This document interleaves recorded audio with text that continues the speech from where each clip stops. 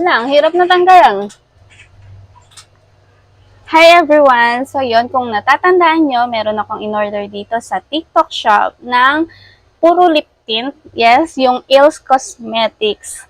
Yon, for today's video guys, is swatch ko to sa aking lips. Ito, mga gel lip tints. So, isa-isahin natin. Yun, unahin natin ang Gabriela.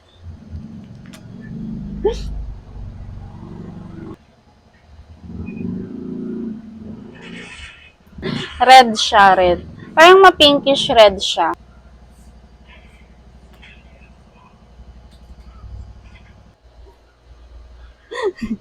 Alam nyo ba guys, anong problema ko dito sa mga lip tint na to? Actually guys, nagamit ko na to.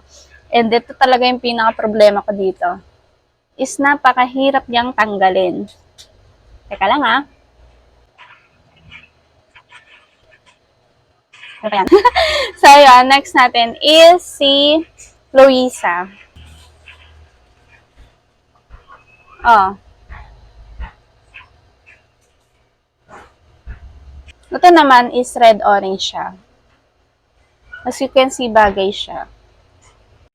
So, syempre, for the bura na naman ng person. Next is Aurora. Ay. Ay. Malaban to. Laban yung girl. Ganda nito. Aurora.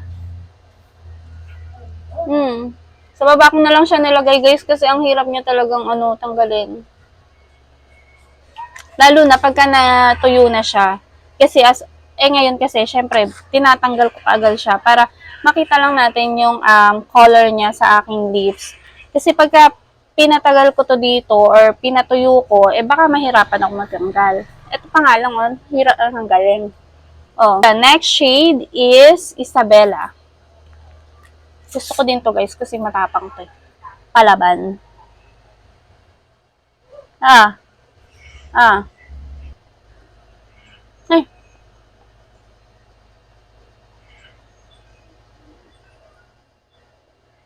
Ang pangit ng pagkaka-lipstick ko. Burahin ko na. Sa mga mahilig ng mga dark, super dark lipstick, ito para sa inyo si Isabella. Wala, ang hirap na tanggalan.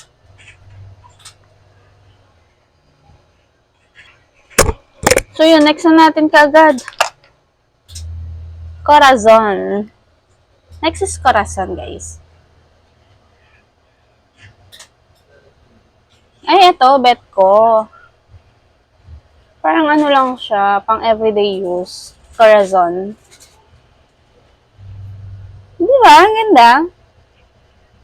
Ito lang yung babalong nilagyan ko. And last but not the least, si Juana.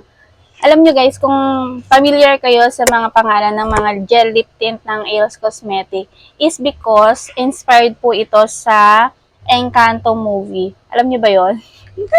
Yung Encanto movie yan, inspired itong mga gel lip tint na ito. Kaya yung mga pangalan niya, familiar kayo, that's why.